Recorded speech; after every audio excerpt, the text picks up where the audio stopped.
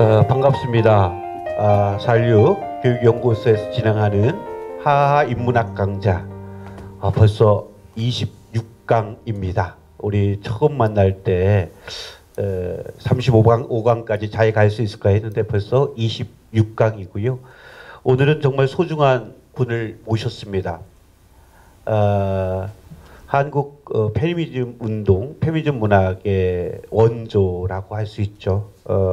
절반의 실패로 여성주의에 대한 새로운 시각, 어떤 측면에서는 한국 여성주의 문학의 첫 번째 발걸음을 떼셨던 이경자 선생님을 모셨습니다. 이경자 선생님께서는 73년에 서울신문 신춘문예로 등단을 했습니다. 그러니까 우리 황 선생님 몇 년생이시죠? 87년. 아유, 그러니까 73년에 등단을 하셨으니까 그렇죠? 그래서 남존여비를 그린 장편소설 사랑과 상처, 그 다음에 여성성의 왜곡에 대한 질문을 던진 그 매듭은 누가 풀까? 그 다음에 내림꽃 이야기 개화, 그 다음에 이경자 선생님의 고향 이야기입니다. 강원도 양양의 양양이 38도선 이북이죠. 그래서 그 38도선 이북의 지정학적 고통과 슬픔을 6살 아이의 시선으로 쓴 장편소설 순이. 그 다음에 이곳 안산에도 많이 있는데요. 탈북자 여성을 통해서 현대사의 질곡을 그린 장편소설 세 번째 집. 그 다음에 중단편집 건너편 섬 등이 있고요. 그 다음에 산문집으로 이경자 선생님 딸에게 너는 절반의 실패도 하지 마라, 뭐 이런 글도 있겠고요. 그 다음에 중국 모계사회를 체험하고서 쓰신 이경자 모계사회를 찾다가 있고요. 최근에 나온 책이 바로 이 책입니다. 신경림 선생. 정말 오래된 이경자 선생님의 문우이자 선배님이신 신경림 선생님이 지금은 이제 대장암에 걸리셔서 이제 수술을 하시고 이제 회복기에 있으신데요. 같이 그 이경자 선생님 댁이 정릉이시고 그리고 신경림 선생님 집이 기름동입니다. 그래서 반대인가요? 이경자 선생님이 기름동, 그 신경림 선생님 댁이 정릉입니다. 그래서 그 신경림 선생이 그 기름시장에 내리셔서 그 옛날에 기름시장 그 먹자골목에 포장마차 많이 들려서 막걸리 많이 드시고 가고 그러셨는데, 이경자 선생님께서 그 어떤 문학 평론가도 알 수 없는 시인 신경림 시인의 작품에 대해서 이렇게 새롭게 그리고 진면목을 다 밝힐 수 있게 그 산문소설 시인 신경림을 소설화한 작품입니다. 시인 신경림이라는 작품인데요. 정말 저도 읽어봤는데 이게 그 딱 잡는 순간 이렇게 끝까지 읽지 않으면 안 될 정도로 이렇게 명문으로 이루어져 있고요. 그리고 읽고 나서 또 읽고 싶은 그런 책입니다. 우리 국어 선생님들 계시니까 학교 도서관에 꼭 이 책을 비치해 두시면 고맙겠습니다. 시인 신경림입니다. 예, 오늘 이경자 선생님을 모시고 제가 주문한 이야기는 세 가지 이야기입니다. 첫 번째, 최근 미투가 벌어지고 있는데 그 여성주의 문학을 처음으로 발걸음을 떼신 선생님의 미투의 밑바닥에는 무엇이 있었는지. 두 번째로는 시인 신경림 선생에 대한 글을 쓰셨는데 이 글에 대한 이야기. 세 번째로는 지금 한국 작가의 이사장님을 맡고 계십니다. 그래서 도종환 장관께서 밝혔듯이 11월에 이제 남북 작가회담이 또 펼쳐지고 그럴 텐데 이 분단 문학의 극복, 그다음에 정말 세계적 사변인 남과 북의 이 평화 체제를 위해서 남과 북의 문학인들이 무엇을 할 수 있는지 요 세 가지를 화두로 던져 드렸습니다. 그러나 말씀하시는 주인공은 이경자 선생님이십니다. 이경자 선생님께서 알아서 해주실 것입니다. 뜨거운 손뼉으로 우리 이경자 선생님을 모시도록 하겠습니다. 지금 저는 일단 그 지하철을 1시간 40분 동안 타고 오면서 이곳이 너무 마음에 들어요. 오면서 여기 와서 살을까? 여기서 살아볼까? 이런 생각을 하면서 계속 지하철을 타고 왔고, 또 어쨌든 이 도시가 마음에 들어서요. 제가 정서적으로 안정이 되네요. 제가 갑자기 밥을 먹으면서 이런 걸 다 올려서 선생님들께서 미리 좀 읽고 저에 대해서 약간의 이해, 왜냐면 제가 낡은 소설가이기 때문에 요즘 분들이 저를 전혀 몰라요. 그래서 저를 조금 이해를 해두면 오늘 제 얘기 듣고 또 선생님들께서 저한테 질문해 주실 수 있고 이런 게 더 좋아질 것 같아서 제가 김 선생님한테 불이 나게 식사하면서 제 인터뷰한 기사들을 올려달라고 그렇게 얘기를 했거든요. 그러면 제가 2월 한국 작가회의라는 게 유신 체제 때 발족한 단체거든요. 여러분은 아마 제 연보다 훨씬 아래시기 때문에 그 유신이라는 것이 얼마나 혹독했다는 걸 잘 모르실 거예요. 그 유신은 내가 김태철 나쁜 놈이야 이렇게 하고 제가 얘기하잖아요. 그러면 이 말을 들은 이정은 씨가 그걸 다 이경자가 그러는데 김태철 나쁜 놈이래 하고 전하는 것도 법에 걸리는 거예요. 그런 법 속에서 우리가 살았으니까 시인 소설가들이 어떻게 그 자유로운 영혼, 무한 궤도를 달릴 수 있는 그런 상상력을 가진 그 문학 예술인들이 어떻게 살 수 있었겠어요. 근데 그때 그 유신헌법의 반기를 든다는 것은 구금, 투호, 고문, 실직. 그 다음에 그 유신체제가 계속된다면 영원히 그 사회에 정상적인 발을 디디고 생활할 수 없는 그런 거였었는데, 고은 선생님, 신경윤 선생님, 백낙청 선생님, 돌아가신 이호철 선생님, 성경 선생님, 성경 선생님 그때 등단을 안 하셨으니까 이런 선생님들이, 성경 선생님 75년에 등단하셨으니까 그때 자유실천문인 협의회라는 걸 만들었어요.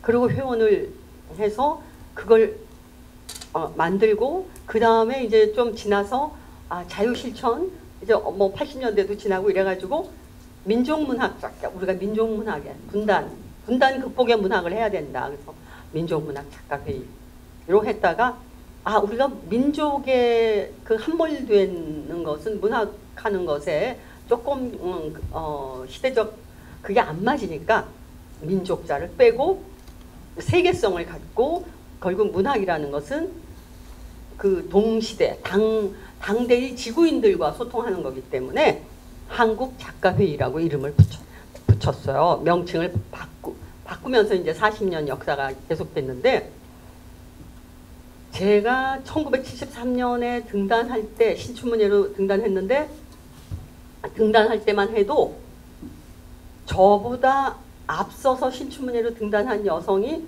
10명이 안 됐어요. 그러니까 신춘문예 사상 제가 7번째인가 8번째로 여성으로서 됐는데, 이 얘기는 뭐냐면 한국 문단의 90%가 남성이었다는 거죠. 그 남성과 여성의 차이는 뭐라고 쉽게 표현을 하면 찹쌀과 맵쌀. 맛이 전혀 성질이 다르잖아요. 그냥 맵쌀은 맵쌀이고 찹쌀은 찹쌀인데 같은 쌀은 아닌 거예요. 근데 끝없이 찹쌀은 참 좋은 쌀이다. 맵쌀은 찹쌀에 비하면 할 수 없이 좀 떨어지는 쌀이다.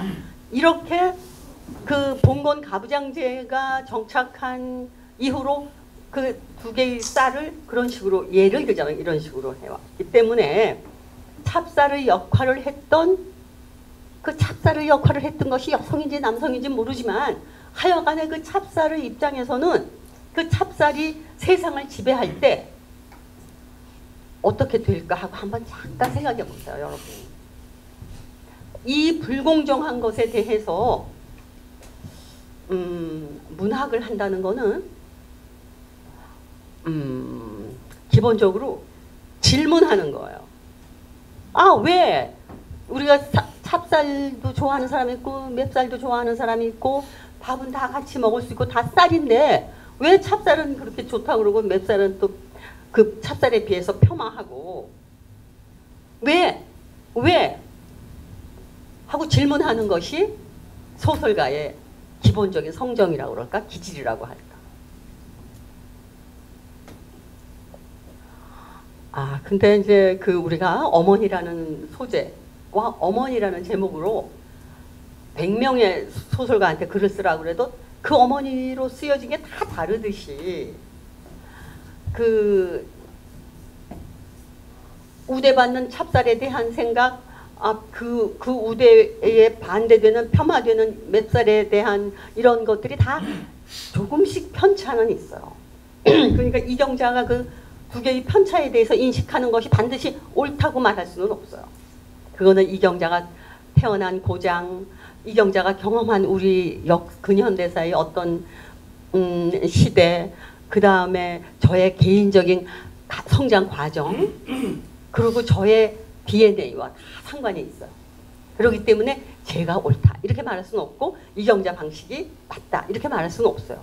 그러나 이경자가 인식하는 그 쌀의 그 위계 이런 것에 대해서 공감은 할 수가 있고, 만약 우리 인간이 밥을 먹고 살아야 되는데 그 두 개의 쌀을 그 위계로 나누어서 그냥 부당하게 좋다 나쁘다 혹은 높다 낮다 값 비싸다 값 싸다 이런 식으로 편차를 두고 그 편견이 고정관념이 되는 것,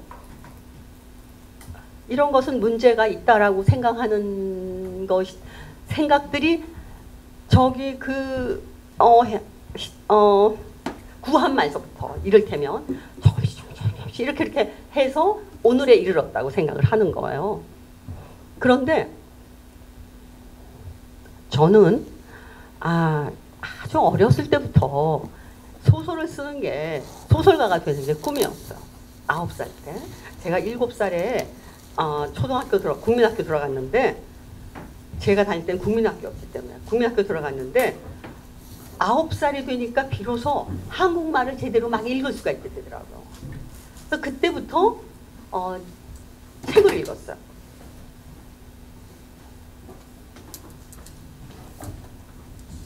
그때부터 한국말로 되어 있는 책들을 막 읽었어요. 근데 제가 그 순이라는 소설은 한반도의 지정학적 위치 때문에 겪게 되는 슬픔을 제가 그 6살 여자아이의 시선으로 그 북한이었던 땅이 남한으로 되어버린 그런 땅의 이야기, 전후 그 휴전 1953년을 그렸다고 그랬는데, 저는 강원도 양양에서 그게 1945년 해방됐을 때는 38선 이북이었어요. 여러분 그 동해안 여행하실 때 보면 38 휴게소 있잖아요. 그거보다 조금 내려온 쪽이 38선이었어요. 그래가지고 38선 갈라지기 전에는 뭐 이렇게 우리 감자 부치면 뒷집에 뭐 영수 엄마 이거 먹어 이러고 주고 그냥 이렇게 하던 게 이렇게 갈라져서 이쪽은 남쪽 사람이 되고 이쪽은 북쪽 사람이 된 거예요. 근데 저는 양양 가다 보면 남대천이라고 있는데 거길 더 지나서 군청 옆에 면사무소 거기가 저희 집이에요. 그러니까 저는 이제 북한 사람인 거죠. 북한 사람인데 이건 뭘 얘기하느냐면 1945년에 남쪽에 있었던 사람은 대한민국 이승만 정부의 미군의 구호물자가 범람하고 이제 그 구호물자를 통해서 이병철 같은 재벌이 이렇게 이제 성장할 수 있는 그런 기반, 그다음에 교회를 통해서 뭐 이런 기독교를 통해서 또 그 유엔 뭐 이런 거 통해 가지고 구호물자들이 굉장히 많이 오고 이랬지만 1950년 6.25가 나고 그 다음에 53년 휴전이 되어서 비로소 양양이 남한이 되어서 수복지구라는 이런 지금 휴전선이 생긴 거예요. 이 사람들은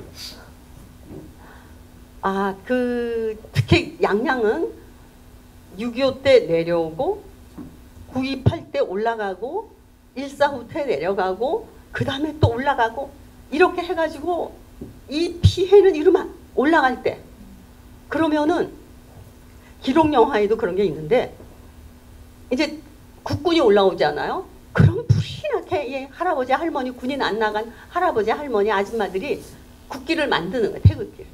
어떻게 그릴 줄 몰라도 아무튼 엉터리로 아무튼 태극기를 만들어 가지고 나가서 그 길가에서 막 흔들고 또 이제 인민군이 내려오잖아요. 그리고 또 인공기를 또 그려가지고 또 막 이렇게 하는 거예요. 그러니까 오르락내리 그러고 1.45 때는 초토화 작전을 해서 태울 수 있는 모든 거를 태웠어요. 그래서 그때 이제 그 노인네들 얘기를 들어보면 그때가 동짓달이었다고 그래요. 우리는 1.45 때지만 그때 동짓달이었는데 저녁밥을 먹는데 횃불을 들고 와서 무턱대고 불을 붙였다는 거죠. 집마다. 다 초가집이니까. 그래갖고 왜냐면 초토화 작전을 해서 적이 살아남을 수 없게 적이 근거지를 삼을 수 없게끔 만들어 놓는 거예요. 그냥 이거 전쟁이니까. 그러니까 이 얘기를 제가 왜 하냐면 저는 읽고 보고 쓸 것이 없었다는 거죠. 제 성장기에. 그래서 미군이 속초 뭐 낙산사 거기에 이렇게 주둔을 하면서 제가 유치원 다닐 때 그 미군 부대에 가가지고 뭐 햇볕은 쨍쨍 모래하름 반짝 이런 노래를 부르면 그거 상자 하나씩 주는 거예요. 응, 그런 걸 하나씩 주면 거기 우리 할머니 뭐 다 좋아가지고 우리는 옛날에 3쿼터라고 그랬는데 그 차에다가 실어서 이제 떨어뜨려 주는 거예요. 집 앞에다. 우리 꼬마 여자애들, 여자애들, 유치원 다니는 애들은. 그러면 그거 가져오면 거기에 뭐 우리가 못 보던 과자, 잼 뭐 이런 거, 사과 말린 거 막 이런 게 많은 거예요. 치즈도 있고 뭐 버터도 있고 막. 그런데 제가 작년에 미국 가가지고 어떤 치즈를 이렇게 그 노인정에 한국 노인들한테 공짜로 내주는 치즈가 있습니다. 한동. 그걸 보는 순간 이게 옛날에 말할 수 없이 싸구려거든요. 그거 이런 걸 우리가 그때 먹었구나 이런 생각이 들더라고요. 그래서 그런 지역에서 살았기 때문에 제가 보는 것도 없고 듣는 것도 없고 오로지 지금 엄마 아버지 뭐 감자밥 뭐 이런 거 말고 제가 접할 수 있는 것이 오로지 문자인 거예요. 근데 그 문자로 이렇게 보면 내 삶에 없는 이야기들, 내가 우리 이웃에서 볼 수 없는 사람들, 생활들이 거기 있더라고요. 이걸 아주 좋아했어. 그래서 나도 소설가가 돼야 되겠다. 근데 우연히 또 그 9살 때 글쓰기 시간에 장문을 하나 했는데 선생님이 너무나 칭찬을 해주니까 그저 칭찬 한번 듣고는 이게 잘난가 보다. 아마 그때 제가 다른 일을 잘해가지고 예를 들어서 뭐 공부를 잘했다든가 그러면 제가 지금 소설가가 안 되고 다른 일을 했을 것 같아요. 제가 뭐 웅변을 잘했다든가 막 이렇게 하면 다른 일을 했을 것 같아요. 칭찬. 그거 칭찬 하나 들어가지고 결국 팔자가 이렇게 됐습니다. 그 9살 때. 그런데 양양여고는 그 돌아가신 이호철 선생님이 인민군 출신이에요. 근데 그 양양이 북한이었기 때문에 거기도 다 인민군을 나가죠. 다 공산주의를 좋아해서 사회주의를 좋아해서 인민군을 나가는 게 아니라 거기 태어났기 때문에 인민군을 가는 우리 오빠 뭐 삼촌 다 작은 아버지도 다들 인민군으로 가는데 이호철 선생님이 양양의 인민군하고 친했대요. 그리고 제가 등단하니까 저를 참 이뻐해요. 내가 양양 낙산사에 그 내 친구, 내 동무 그 양양 인민군이 있었다 이러면서 이런 얘기를 해서 아주 이뻐하시고 그러셨는데 그 양양에서 제가 소설가가 되는 게 꿈이었어요. 그런데 소설가라는 게 결국은 자기 내면에 쌓여 있는 어떤 질문들, 어떤 상처들, 어떤 그 오해나 그 슬픔이나 이런 것들이 쌓이고 이런 것들이 결국은 글로 말하는 거예요. 어떤 사람은 그걸 정치로 말하고, 어떤 사람은 그것을 교육으로 풀고, 어떤 사람은 그거를 예술로 무슨 연예로 풀고 막 이렇게 한다면 소설가는 글로 푸는 거예요. 그 내면에 쌓여 있는 것을. 그러면 저의 내면에는 그 6.25 때 그런 거. 그 다음에 인민군들이 국군 옷을 입고 후퇴를 하는 거예요. 그러면 국군인 줄 알고 막 이렇게 흔들면 딱 죽는 거예요. 또 인민군이 국군이 또 후퇴할 때 인민군 옷을 입고 후퇴를 하면 또 인민군인 줄 알고 막 이러면 또 그래서 저희 이모는 이제 군인들이 와서 막 밥 해달라 그러는 거예요. 인민군 옷 입고 와서 밥 해달라. 국군 옷 입고 와서 밥 해달라. 이런데 어떤 군인들이 당신 김일성 좋아하지. 김일성 만세 한번 불러보세요. 김일성 좋지요. 막 김일성이 호랑이도 때려잡았죠. 막 이렇게 말하면 그렇다고 막 맞장구를 쳐서 죽은 사건이 생겼어요. 그 자리에서. 그래가지고 저희 이모는 그때부터 벙어리 흉내를 냈대요. 군인들 옷을 입고 와서 뭐라고 막 말 못하는데 이래가지고 살아남았다는 얘기를 하는 거예요. 그리고 아무개가 누구네 집 영희 할아버지가 철수 아버지를 손가락질해서 총 맞아 죽었다. 이런 것들이 아직도 남아있는 거예요. 양양에. 그리고 제가 어렸을 때 아무개네 집 삼촌이 김일성 대학 나온 그 막내 삼촌이 새벽에 그 집에 와가지고 이제 엄마는 북한에 안 갔으니까 그 엄마 만나러 왔다가 들켜가지고 온 집안 식구들이 이렇게 그 꾸러미로 엮여서 감옥 같아 이런 소리들을 너무나 많이 어렸을 때 이런 얘기 들었어요. 이게 우리 삶 속에는 간첩은 없고 내 삶 속에 뿔 달린 공산당은 없고 내 삶 속에 내 이웃에 그런데도 끝없이 그런 망령들이 막 어른들이 부엌에서 우리 엄마하고 작은 엄마가 또 저기서 이런 얘기들을 하는 거예요. 그리고 뭔가 이상한 양양의 이상한 분위기 막 견딜 수 없게 하는 그 순수한 햇볕 같은 제 영혼이 도대체 감당할 수 없는 이런 것들. 그 다음에 저희 엄마가 막내딸인데 위로 언니만 둘이 있어. 그리고 그 위에 오빠가 있었는데 오빠가 양양의 천재였대나 봐. 수재. 그리고 서당을 하던 집인데 그 오빠가 19살에 갑자기 급사를 했어요. 그러니까 우리 외할머니가 미치고 우리 외할아버지는 집을 나가고 이래가지고 이제 딸만 3사람이 남았잖아요. 근데 우리 딸들이 이제 배가 고파서 밥을 먹으려고 그러면 우리 외할머니가 가만히 밥 먹으라고 밥을 차려주고는 딸들이 밥을 먹으려고 그러면 숟가락으로 손으로 이 숟가락 이거를 탁 친대요. 오빠도 밥을 안 먹었는데 왜 먹느냐고. 이미 죽었는데 저 산에 묻었는데 또 밤에 자잖아요. 그럼 북쪽은 참 양양은 추워요. 그래가지고 집이 겹집이에요. 그 북방식 그 주택 공법이 있거든요. 겹집. 남쪽은 홀집인데 거기 겹집인데 밤에 추워서 문을 닫아야 될 거 아니에요. 그러면은 엄마가 자다가 말고 딸 셋이 이제 그 오빠 잡아먹은 년들이라고 그래가지고 이렇게 하고 주눅 들어 있는데 엄마가 문을 열어놓는데요. 미쳐가지고. 왜냐면 아들이 들어와야 되니까. 언제 들어올지 모르니까 밤에도 문을 안 닫는 거예요. 그래서 엄마가 자는 것 같아서 살가머니 또 문을 닫으면 또 깨가지고 막 두들겨 패고 막 그냥 그 딸이라고 할세를 할 수 없이 하는 거예요. 이런 거에 상처받은 어머니가 저의 어머니. 그래서 그게 사랑과 상처를 도서관에서 한번 읽어보시면 아시겠는데 현경 선생님은 제 소설 중에 이걸 제일 좋아해요. 근데 우리 어머니는 남존 여비의 여비의 전형성을 가지고 있고요. 또 저희 아버지는 제가 어렸을 때 양양은 겨울에 밤이 더 긴 것 같이 느껴져요. 전기도 없고 막 이럴 때니까. 그러면은 자다 말고 밤 한 8시나 9시쯤 돼서 속이 굽굽하다 이렇게 그냥 지나가는 소리로 한마디 하잖아요.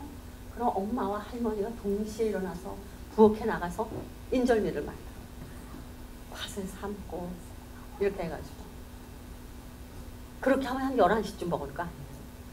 국수를 누른다. 하여튼 뭔가를 해요. 그리고 그 아버지의 신발을 신는다든가 뭐 아버지의 뭐를 어떻게 한다든가 이런 건 상상도 할 수가 없어요. 그리고 그 저희 아버지의 태도를 보면 그 임금은 무치다. 잘못이 없다. 수치스러울 일이 없다 하는 그런 거하고 너무 똑같아요. 그래서 자기가 우리 아버지를 통해서 무엇을 느꼈느냐면 남자가 꼭 황태자여야만 황태자가 아니라 남성은 그렇게 황태자로 길러지기도 하는 거예요. 이런 그러니까 남존 여비의 아주 전형성을 가지고 있는 집에서 제가 맏딸로 태어나서 저희 어머니가 저를 엄청 관세했어요. 저런 거 키워서 남의 집에 보낼 텐데 저걸 왜 공부를 시키나. 저건 내 자식이 아니다. 이러는데 자기가 나를 낳아놓고 나를 남의 집에 가야 될 거 내 자식이 아니다라고 말하는 것은 그건 어떻게 뭐 학술적으로도 말할 수 없는 부정이잖아요. 내 존재 부정. 내 어머니로부터 차라리 내가 엄마가 없으면 괜찮아요. 고아다 이러면 되는데 뻔히 친어머니가 나를 고아로 만들었거든요. 남의 집에 가야 된다. 그래서 전 남의 집에 안 가려고 결혼 독신주의자였어요. 제가 아주 오래도록. 그러니까 저에게는 군단 전쟁과 동족 상잔이죠. 그 다음에 인형, 그 다음에 여존난, 한국의 가족제 이런 것들이 저에게 짓떨리는 상처 어렸을 때부터. 저희 아버지가 날바람둥이인데 크면 엄마 두들겨 패고 나를 낳아준 어머니를 나를 낳아준 아버지가 그 어머니를 두들겨 패면 옛날에는 그냥 한 동네에 밥숟가락이 몇 개가 있는지 다 아는 이런 그 공동체 생활인데 얼마나 치욕을 느끼겠어. 부끄럽고 창피하고. 그리고 왜 우리 엄마하고 나하고는 같은 불행을 겪은 사람이기 때문에 꼴도 보기 싫은 거예요. 같은 불행을 공유했기 때문에 남들이 모르는 치욕, 우리 인격, 우리 존재가 공유하고 있는 그것 때문에 미워하는 거예요. 어머니는 딸을 미워하고 당신이 겪은 그 심리적으로 당신이 겪은 그 치욕을 경험할 수 있는 저 딸을 자기가 낳았다는 것 때문에. 그런데 공교롭게도 제 밑에 남동생이 태어났어. 제가 얘 엄청 두들겨 팼어요. 중학교 1학년까지. 우리 엄마가 너무너무 편애하기 때문에. 거기다 얘가 공부를 잘해가지고. 저는 아주 말썽꾸러기고요. 저 같은 사람이 지금 태어났으면 전 절대로 학교 안 다녀요. 그렇고 우리 동생은 하려는 대로 하고 남자인데 하라는 대로 하고 공부는 또 엄청 잘하고. 그러니까 저희 어머니가 이렇게 아주 그냥 오래 먹으면 오래오래 산다는 이런 것들을 만들어 가지고 옛날에는 이렇게 실ong을 이렇게 방에다 매서 거기다 항아리에다 해서 올려놓는 거예요. 그럼 우리 엄마 없을 때 내 동생을 때려가지고 남동생 때려서 걔를 이렇게 이렇게 하게 하고 제가 올라가서 그걸 꺼내서 막 퍼먹고 그리고 엄청 그 나쁜 짓은 다 하고 이제 걔를 엄청 관세했어요. 제가 우리 남동생은. 그러니까 참 사람은 이상해요. 관세하니까 얘는 누나 같은 여자하고 결혼하게 되는 거예요. 저를 엄청 좋아하는. 그 심리학을 제가 그 심리학을 전공하지 않았기 때문에 그게 무슨 심리인지 모르겠는데 왜 그 독재자를 닮는다 그러잖아요. 독재자. 그러니까 미워하며 닮는다고 그러잖아요. 저는 우리 그랬기 때문에 엄마같이 살지 않기 위해서 아주 기를 쓰면서 저에게는 남자처럼 사는 거예요. 제가 남자처럼 여자인데 그 몸은 여자인데 이 정신적인 정체성은 남성을 저도 모르게 어떤 방식으로든지 남성의 어떤 정체성을 제가 아주 그냥 뭔가 생존 본능처럼 획득한 거예요. 그래서 그 절반의 실패 초판에 보면 작가의 말에 그런 게 써 있어. 제가 여성으로 태어나서 아버지인 남자 사람을 내가 이제 나로 뭐 이런 게 내용이 들어있어요. 그 절반의 실패 초판. 그 서문은 작가의 말에 정말 좋거든요. 꼭 한번 읽어보세요. 도서관에서 찾아가지고 절판돼서 책이 없거든요. 그런데 그러니까 이 두 개가 제가 지금까지 발표한 책이 소설이 끝없이 평생 글만 써왔기 때문에 소설이 무수히 많지만 그거의 98%가 분단 문제와 여성 문제인 거예요. 근데 제가 이제 독신을 하려고 결혼 안 하려고 그랬는데 29살에 결혼했어요. 제 나이에는 29에 하면 아주 그냥 늑다리가 결혼하는 거라서 저희 시집에서 아주 뭐 엄청 반대했어요. 저 늙은 여자가 어떻게 애를 낳을 수 있겠느냐. 이래가지고 반대를 했는데 제가 너무 결혼하고 싶어서 이제 꼬셔가지고 꼬셔가지고 그렇게 하는데 결혼했는데 이 사람 이 남자는 어떤 생각을 하는 남자냐면 소설을 쓴다니까 문학을 한다니까 제가 26에 소설가가 됐거든요. 문학을 한다니까 뭐 집에서는 쇼팽만 울리고 응? 그리고 커피 향기가 은은히 나고 뭐 이런 걸 아마 연상한 거 했나 봐요. 밤이면은 그냥 추워도 밖에 나가서 별을 쳐다보면서 그냥 정말 너무나 정반대고 그냥 이렇게 뭐 시장을 사돌아 다닌다든가 시장을 간다든가 뭔가 그 나와 다른 삶을 사는 사람들을 열심히 돌아다니면서 공부를 하는 거예요. 그러니까 이게 문학이라는 게 이렇게 소설이라는 게 이렇게 지저분한 거구나 뭐 이렇게 자기가 생각하는 낭만 그 문학이 낭만이라고 말하는 어떤 이런 편견 같은 게 아무것도 이경자에겐 존재하지 않는 거예요. 그래서 초장서부터 이제 실망한 거죠. 이 사람이 저에게 만가에. 그래도 제가 지금은 이혼한 상태인데 28년을 살았어요. 그 남자. 이 남자는 그냥 초장부터 저하고 이혼하고 싶어 했지만 제가 끈질기게 참아가지고 28년을 버텼어요. 왜냐? 내가 이렇게 살아보니까 이 일부 일처제 사회에서는 그냥 남편, 아내 이런 식으로 가정을 이루어서 산다는 게 마치 그 정부와 풍속, 대한민국의 풍속과 뭐 이런 것들이 부여하는 신용카드인 거예요. 그리고 내가 이 신용카드를 잃기가 싫더라고요. 그래서 그냥 붙잡고 있었는데 너무 그쪽에서 싫어합니다. 나를. 진짜 지긋지긋해 하니까요. 어쩔 수 없더라고요. 좋다. 그리고 제가 딸 둘만 데리고 나왔어요.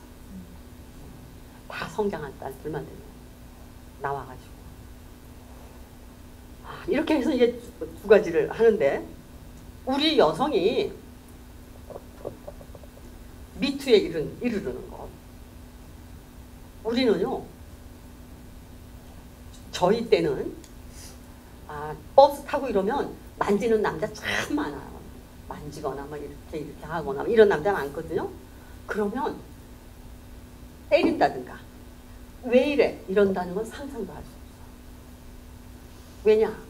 피해자가 가해자이기 때문에.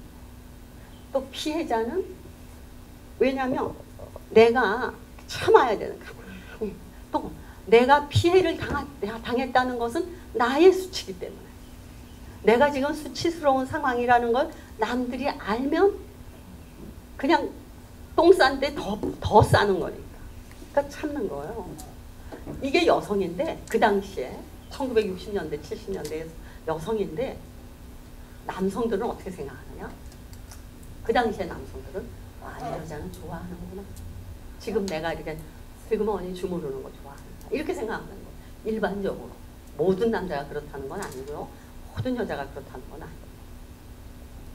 그러면 이제 이 상황을 피해야 되기 때문에 내려야 되면 아직도 5정거장 더 가야 되는데 미리 내리는 거예요. 그러면 거기서 물러앉는 그냥 포기하는 남자도 있고 따라 내리는 남자도 있는 거예요. 그럼 도망가야죠. 이런 세월을 살았어요. 그리고 또 우리 그 남성의 우월감, 남존을 그 공고히 사회화시키는 여러 가지 학문적으로, 성서적으로, 경전으로, 교육적으로, 가정에서 이러는 건 뭐 차고 넘쳤으니까.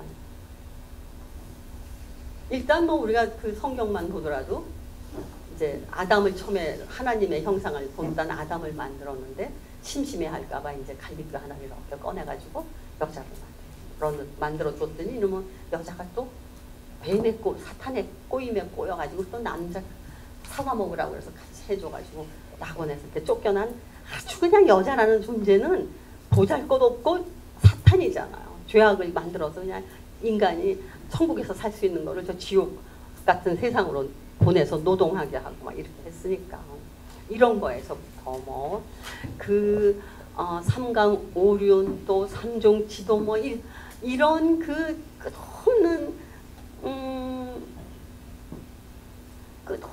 그 남존 여비를 강화시키고 그것을 고착화하는 정치, 경제, 사회, 문화, 예술, 종교, 교육 이 모든 것에서 그런 것들을 다 암암리에 혹은 공공연히 장치하고 있는 거죠. 우리의 속담이라든가 뭐 모든 게 지금 이 시대는 상상할 수 없었던 이런 것들이 불과 우리 어머니 세대에 50년 전에 그런 것이 있었던 거예요. 그러면 그 50년 전에 우리는 아직까지 농경사회였어요. 1960년 4.19 혁명이 일어나던 때만 하더라도 우리는 농경사회였거든요.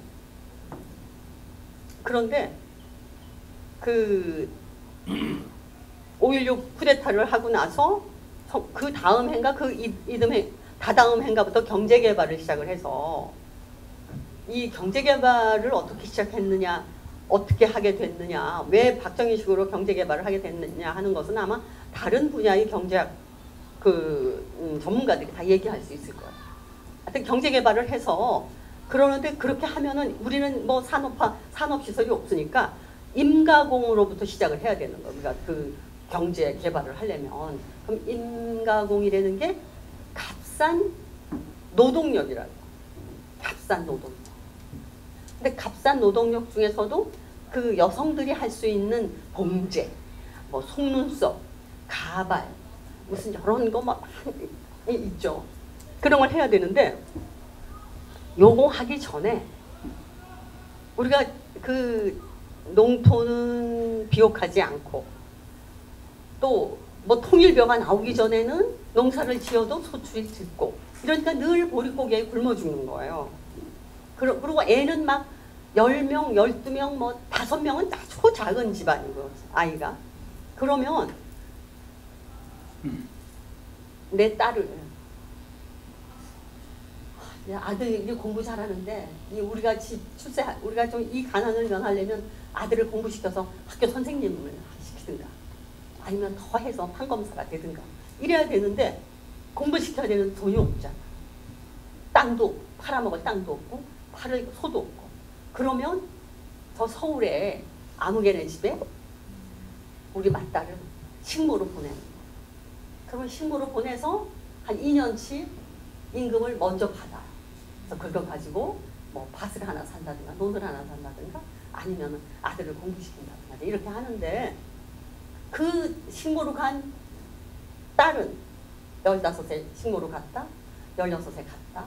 그러면 그 식모가 자는 방에 어떤 날은 그 집 할아버지가 들어오고, 방에 어떤 날은 주인 아저씨가 들어오고, 어떤 날은 심지어 고등학생 아들이 들어오고, 어떤 날은 둘이 막 나가고 들어가고 거기서 문간에서 부딪히기도 하고, 이런 거의가 이런 식이었어. 그러다가 쫓겨나면 이제 사창가로 가는 거. 왜냐하면 여성이 순결을 잃으면 깨진 사발과 같으니까 써먹을 수 없다. 금간 접시와 같아서 언제 깨질지 모르니까 쓸 수가 없다. 이게 제가 가정 시간에 공부한 내용이에요. 가정 선생님은 여성의 순결이 얼마나 중요하냐? 여성이 순결을 잃으면 깨진 접시와 같아서 조금만 해도 깨진다. 그러니까 순결을 지켜라. 근데 순결을 지키라고 하는데 순결을 어떻게 지켜야 될지 잘 알 수가 없는. 그렇게 해서 조금씩 가난한 사람들은 돈을 벌고, 그 다음에 이제 그 임가공 공장이 생기니까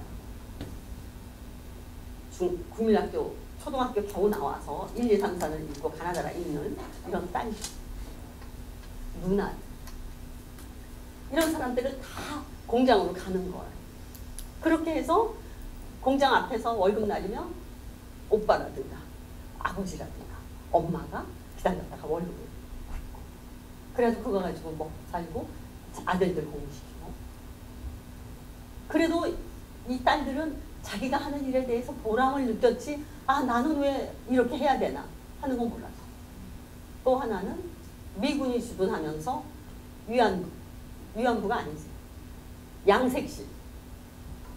그 양색실을 아주 그냥 건강하고 깨끗한 몸으로 만들어서 미군들이 그 성병에 감염되지 않고 아주 자유롭게 성생활을 할 수 있게끔 하도록 하는 노력을 박 정권 때 했어요. 실제로 정부 차원에서.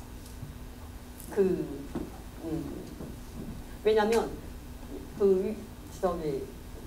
미군을 상대하는 여성들의 그러니까 성병을 보유하고 있으면 미군들한테 문제가 생기니까 그거를 철저하게 이제 당부를 해서 그 부분을 아주 그냥 뭐 보건소, 보건증 내주고 뭐 아마 그냥 엄청나게 이제 이런 걸 했어요.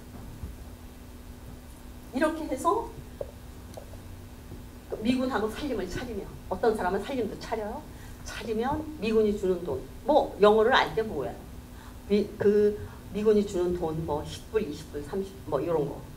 그 다음에 뭐 잼, 커피, 뭐 또 뭐 이런 먹을거리. 그러면 엄마가 딸이 그냥 저기 그 의정부에 있다, 동두천에 있다, 포천에 있다, 뭐 평택에 있다 이런 말 절대로 안 하고, 딸이 어디 가서 일한다 뭐 이렇게만 하고, 혹은 도망갔다 딸이 뭐 이렇게 하면서 엄마가 살짝 와서 이렇게 그 미군 물건, 그 다음에 달러 이런 거 받아가지고 그것도 팔고 이렇게 해서 돈을 버는 거.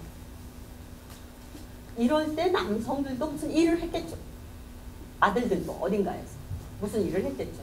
제가 그 부분은 공부를 안 해가지고 제가 여자 쪽만 얘기를 하는데, 결국은 이런 것들이, 그런데 이 여성은요, 이 딸은 양색시 노릇을 한 딸은 그 양색시가 되는 순간 집에다가 돈을 보내면서도 집에는 갈 수 없고 이제 유령 존재가 되는 거예요.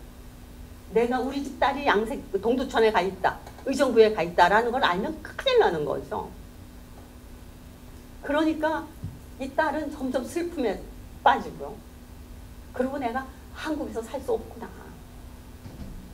그래가지고 그 미군 붙잡아서 외국을 가는 거예요.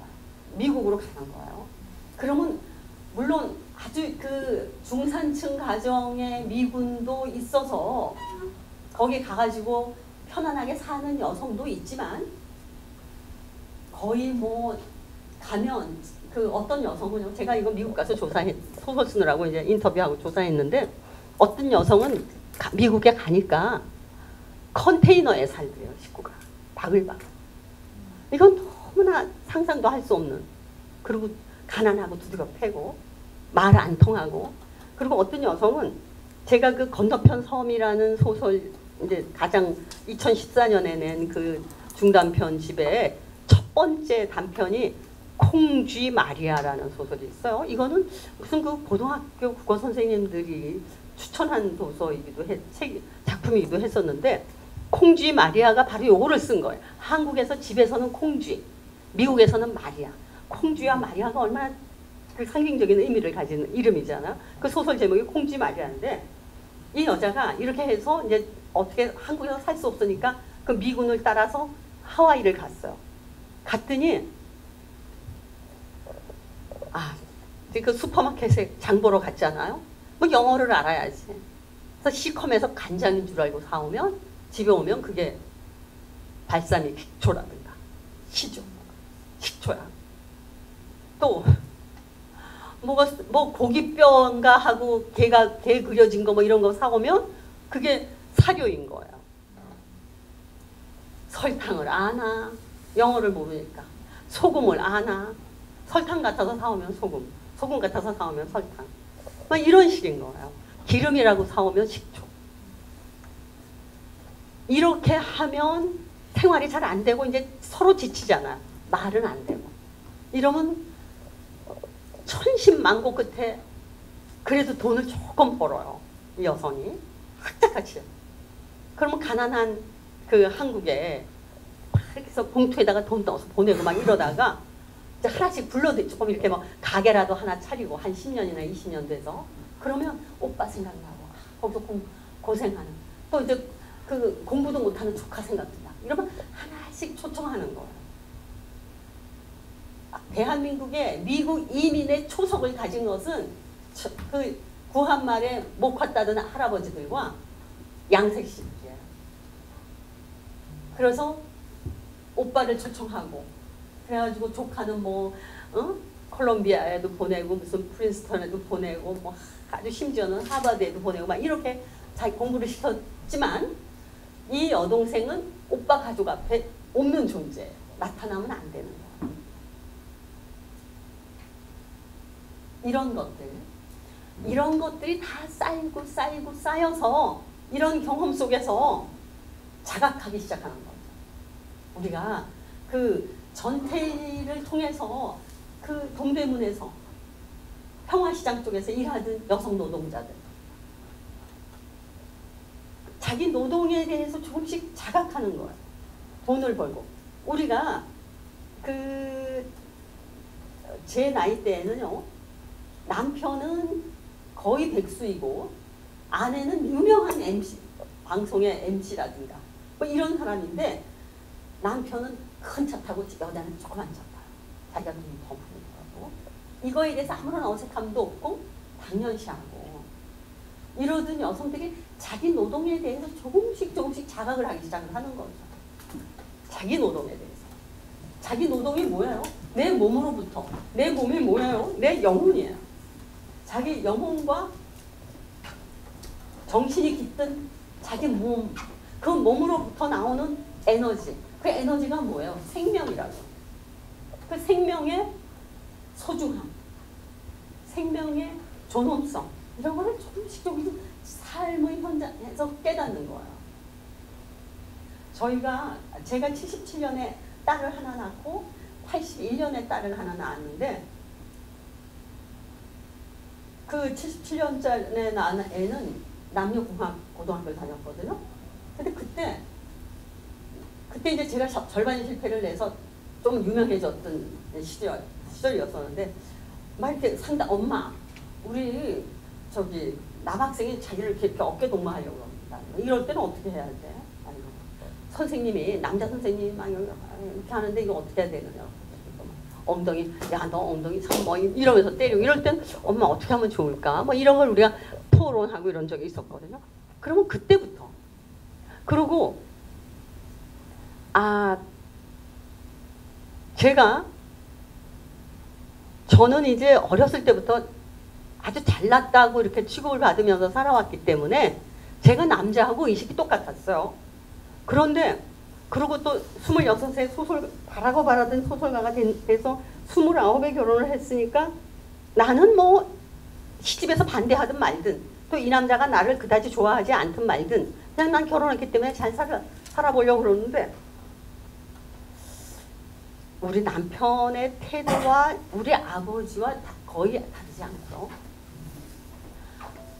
그러니까 1920년대 중반에 태어난 우리 아버지와 1940년대 중반에 후반에 태어난 저희 남편하고 별 차이가 없고요. 생활 태도나 의식에, 생각에. 저나 저희 어머니나 별 차이가 없는 거예요. 우리 앞집에 아줌마나 나나 별 차이가 없는 거예요. 남편이 그냥 남편이 하는 대로 내 존재가 그렇게 되는 거예요. 근데 아내가 하는 대로 남자도 나는 그때 저희 남편이 맏아들이라서 저희 남편이 받는 월급은 거의가 다 시댁 쪽으로 들어가고 뭐 동생 뭐 시아버지 뭐 이런 걸로 들어가고 내가 중학생이라는 잡지에 연재소설 썼는데 그 연재소설 받는 원고료 3만 원으로 먹고 살았거든. 그러면 우리 집을 생활하는 것은 그냥 내 돈으로 먹고 사는데 남편이 직장 생활을 하기 위해서 나는 와이셔츠도 빨고 뭐도 하고 뭐 밤에는 원고도 안 쓰고 그냥 이 남자가 잠 못 잘까 봐. 나는 소설을 써서 이걸로 먹고 사는데 나의 노동은 그냥 숨어서 해야 되는 거야. 뭐 뒤지는 것처럼 마치 그 내 일은 나와 불륜 관계인 거예요. 이런 데서 조금씩 뭔가를 깨닫기 시작했어 제가. 이 부부관계라는 건 뭔가, 이 가족관계는 뭔가, 남녀는 뭔가. 그래서 공부하기 시작했어요. 불타는 분노와 열정과 의문으로 그 당시에는 세종문화 교보 이런 건 없었기 때문에 그 서점에서 친자상속법이라는 책을 샀어요. 그래가지고 그거를 무식한 제가 우편 찾아가면서 다 읽었어요. 몇 번을 읽었어요. 우리 큰애가 거기다 그 책에다 오줌도 싸고 이래갖고 누렇게 됐는데 제가 다 모든 책을 다 버리는데 그거는 안 버렸어요. 왜냐하면 기념으로 제가 간직하고 싶어서. 그 친자상속법을 읽으니까 우리들이 그 당시에 우리들의 삶이 거기 다 문자화되어 있더라고요. 나는 여성이다. 인류의 절반인 여성이 이런 식으로 살면 어떻게 인류의 절반인 남성과 여성은 성이 다른 공동 하나인데 어떻게 절름발이 이쪽은 똑바로 서 있는데 이쪽은 삐뚤어 서 있는 이런 절름발이 몸을 가지고 어떻게 우리가 행복할 수 있을까? 바로 이 문제를 소설을 써야 되겠다. 나는 여성이니까 우선 여성을 잘 아니까 아마 내가 결혼하지 않았다면 이런 소설 못 썼을 거야. 그래가지고 이혼, 매춘, 맞벌이, 혼인빙자 가능 또 뭐야 뭐 이렇게 해서 여성의 삶이 노인 12개의 상황을 가지고 제가 소설을 썼어요. 그랬더니 뭐 80년대 이문열이가 그냥 이거 가지고 막 욕했잖아요. 이경자가 뭐 여성을 선동해가지고 어쩌고 이런 거. 여성을 선동해서 그냥 그런데 이렇게 쓰고 났을 때 그러니까 고부 갈등 같은 거는요. 남자들이 흔히 뭐라고 제가 그 소설을 쓰기 전에는 여자들은 소가지가 밴댕이 같아가지고 그냥 저렇게 시어머니하고 며느리가 싸운다 이렇게 말했어요. 그러나 제가 보기엔 그게 아니에요. 여성은 그 집에 가서 아들을 낳지 않으면 뿌리를 내릴 수가 없는 거예요. 장자상속이고 아들은 그 집 자식이고 딸은 자식이 아니기 때문에 점을 봐도 자식이 없다 하는 건 아들이 없다는 거지 딸이 없다는 건 아니에요. 딸을 12를 낳아도 아들을 못 낳으면 자식이 없는 팔자인 거예요. 그래서 이런 거에 대해서 그 며느리와 내가 결혼을 해서 아들을 낳음으로써 이 집안에 비로소 뿌리를 내려서 얘가 이제 어른이 되면 결국 나는 이 후견 청정을 할 수 있는 대왕 대비가 되는데 이 어떤 젊은 여인이 나타나서 나의 이거를 또 차지하고 이렇게 하니까 이것 때문에 오는 긴장과 충돌인 거예요. 밴댕이 소가지가 아니라. 이런 관점으로 모든 것을 바라본 거죠. 이혼, 맞벌이, 매춘.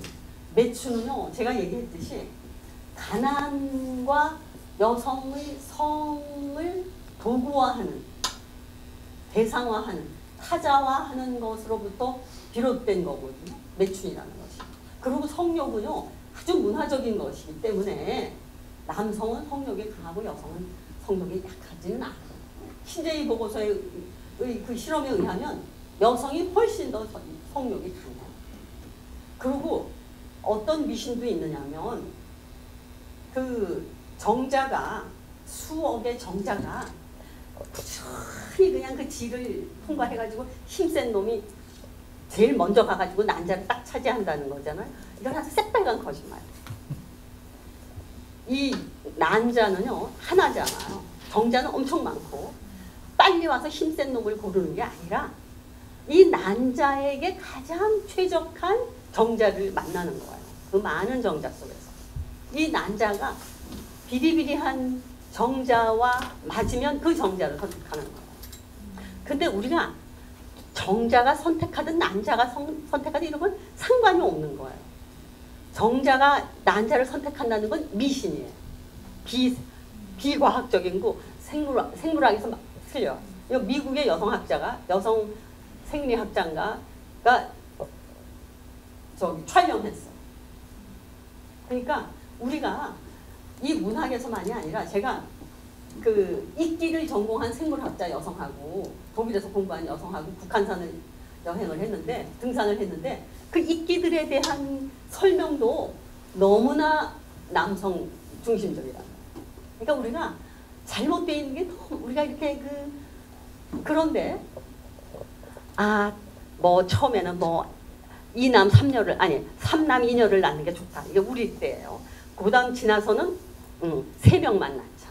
그 다음에는 아들 딸 말고 2명만 낳자.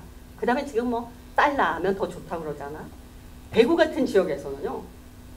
지금은 뭐 유전자 감별해가지고 유전자가 아니라 뭐 태아가 뭐 이런 거 해가 이렇게 사진 찍어가지고 뭐 낙태하고 이러지 않잖아요. 그런데 지금 한 10년, 20년 전에는 여아로 되었을 때 엄청나게 살해당했어요. 살해. 이 태내의 아이가 여자라고 생각하면 낙태를 하는 거. 그래서 태아, 살해. 딸 경우. 아들을 살해하는 경우는 없고요. 딸의 경우에. 우리가 뭐 중국이 뭐 딸을 죽인다느니 뭐 이러고 비아냥거리고 하지만 참 웃기는 일이에요. 다 이게 문화적인 현상이기 때문에. 이렇게 해서 여성, 이런 미개한 시대를 우리가 80년대도 거쳐온 거예요. 그러다가 아들과 그 절반의 실패도 저는 가족법을 개정하는데 기여했다고 생각하는데 70년대 후반 80년대에 들어서 우리가 민주화하면서 가족법이 1차 개정되고요. 그 다음에 또 개정되고 지금은 상속도 똑같이 하잖아요. 결혼해도 한 딸도 상속하고요. 이렇게 해서 경제적으로 아들, 딸이 그게 없고 이렇게 이제 가족법이 개정이 되고 아들 하나만 낳기도 하고 딸 하나만 낳기도 하고 딸 둘만 낳기도 하고 숫째 낳지도 않고 이런 애들이 성장을 하면서 집에서 차별받지 않는 거예요. 그리고 제가 성장하던 시대에는 여자가 딸이 일을 한다, 돈을 벌러 간다 하는 거는 여자는 내돌리는 것 같다고 생각하는 거예요. 집안에서. 내돌린다. 딸을 내돌리면 걸레가 된다 이렇게 생각하는 거죠. 일하는 아내를 둔 남편은 수치고요. 일하는 딸을 둔 집안도 수치예요. 그런데 제가 절반의 시대를 쓴 80년, 70년, 90년, 88년에 책이 나왔으니까 90년대 초반만 해도 중고등학교, 대학교에 가서 이렇게 제가 강연을 할 때 일하고 싶은 여성 이러면 한 절반쯤 들었어요. 2000년대 오면은 100% 여성이 여학생들이 일을 하는 이렇게 일을 하고 자기 노동, 자기 경제력을 가지려고 하는 의식이 자연 발생적으로 생기고 자기 몸에 대한 존중감이 생기면서 결국은 지금에 이르는 거죠. 우리가 이 몸의 교환, 우리가 이 사람이 나를 좋아하나 안 좋아하는 거는요, 이렇게 악수만 해봐도 안 되는 거 아니에요? 이렇게 몸이 민감한 거예요. 이게 그 모든 것을 전달하는 거거든요. 이런데 이 몸이 영혼과 몸이 하나인데 이 몸을 사랑하지 않고, 사랑하면 괜찮아요. 사랑하지 않고 부고화하는 거예요. 희롱, 추행, 심지어 폭행. 안 되는 거죠. 남자 선생님이 이제 여학생, 아무것도 모르는 13살, 12살 이런 와서 부라잡더니 이렇게 팍 튕긴다든가 뭐 손을 쪼물락쪼물락 거린다든가. 애들은 너 사랑하는 사람과 그렇게 해야 됩니다. 사랑하는 거는 괜찮지만 추행, 폭행, 희롱은 안 되는 거죠. 그건 인격에 대한 모욕이기 때문에. 이것이 저는 오늘의 미투에 이르게 된 여성의 역사라고 생각해요. 이건 그냥 이경자가 이런 식으로 이해하고 인식하고 주장하는 바예요. 이제 우리가 4월 27일에 처음으로 정부의 그 가장 큰 일을 하는 직책을 맡아서 하는 대통령이라는 직위를 가진 분이 처음으로 그 입에서 양쪽에서 종전이라는 말이 나왔어요. 그 전에는 그저 남북이 화해 협력하자 뭐 이런 수준이었는데 종전이라는 말을 하는데 막 이렇게 눈물이 참을 수 없이 눈물이 흐르는 거예요. 저 같은 사람, 저희 세대. 왜냐, 우리 아버지가 빨갱이가 아니고 우리 오빠가 뭐 북한에 가지 않았다 하더라도 저희는 어렸을 때부터 저처럼 해방 공간에서 태어난 사람은 어렸을 때부터 너무나 무찌르자 공산다. 한밤에 온 삼촌, 한밤에 찾아온 삼촌 간첩인가 뭐 살펴보자 뭐 이런 거. 제가 쓴 소설 중에 박제된 슬픔이라는 게 있는데, 슬픔을 박제했다는 거죠. 박제된 슬픔이라는 게 있는데, 그거는요, 한밤에 찾아온 외삼촌 때문에, 외삼촌이 엄마를 찾아온 거예요. 엄마를 찾아왔는데 그 엄마가 어떻게 아들이 간첩으로 왔다고 고발을 하겠어요. 그래서 그 집안 식구들이 다 박살이 난 제 고향 양양에 실제로 있는 그 이야기를 소설로 쓴 거거든요. 그 한양대 지금 80이 된 사람이 한양공대 뭐 기획관과 뭐를 다녔다는 거는 굉장히 전도가 양양한 사람이거든요. 근데 그 사람이 폐인이 되고 지금도 있고, 그 삼촌은 결국 붙잡혀서 만기 출소해서 김일성 대학을 나온 엘리트가 결국 남한에 와가지고 장기수로 복역을 하고 나와서 거의 폐인이 돼서 결국 죽어간 그런 이야기를 제가 쓴 적이 있는데, 하여간 이 분단은요, 우리가 혈육을 증오하고 혈육을 폄하하고 혈육을 거의 비인간화시키는 이런 거를 60년 넘게 해온 거예요. 이렇게 하면서 우리는요, 뭔가 그 사이렌 소리가 나면 그 사이렌 소리를 애기들도 두려워하는 거예요. 이게 DNA로 아마 감염이 되나 봐요. 그런 의식이. 그래서 그 분단이 해결되지 않으면 우리가 정신적으로 절대로 건강해질 수가 없는 거예요. 정신적으로 건강하지 않으면 몸도 건강하지 않기 때문에 쉽게 얘기하면 그냥 건강한 연애도 할 수 없는 거예요. 우리가 이 분단이 해결되지 않으면. 군단은 우리의 의식주, 우리의 삶, 이 모든 거를 아주 각양각색의 방법으로 우리를 지배하고 우리를 조정하고 우리를 어떻게 만들어요. 그러니까 이 종전이 된다면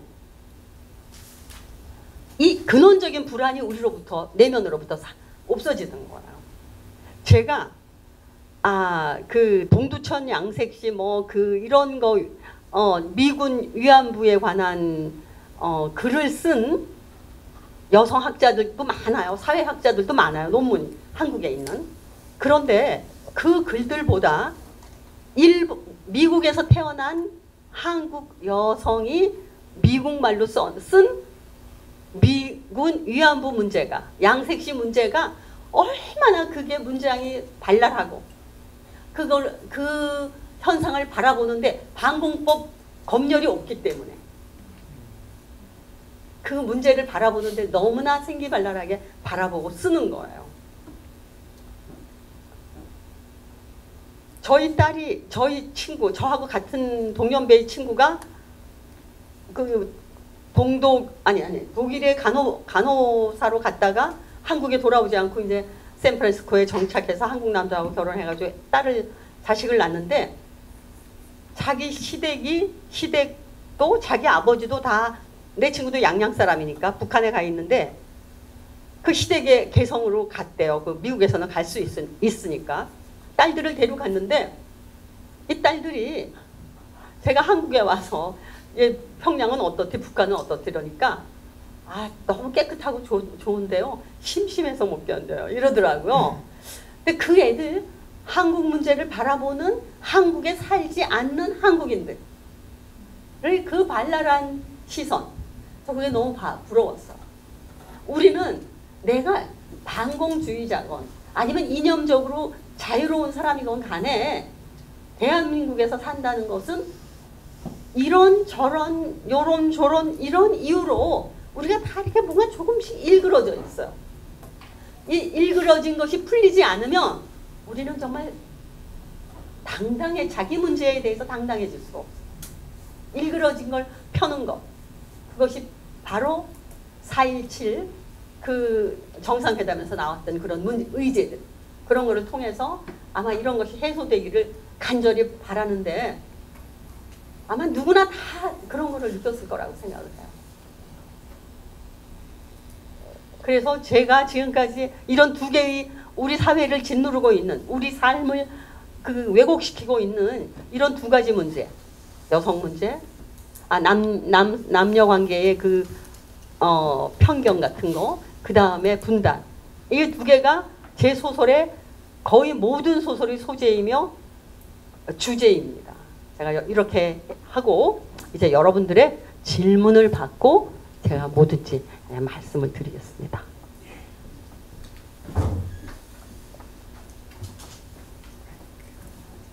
정말 너무나도 솔직하고 그다음에 이 가슴 속에 와닿는 그런 말씀을 쉼없이 해주셨습니다.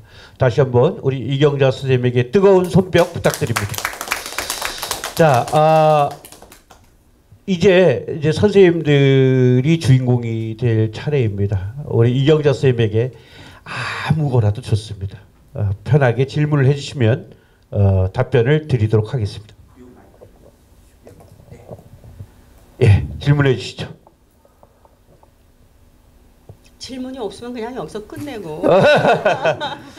그렇지 않습니다. 서로 이렇게 겸손에 칼을 휘두르고 계시는 겁니다. 예, 우리 얼스님 앞으로 좀 나와 주시죠. 예, 여기로 나오셔서 그래야 카메라에 잡히죠. 예.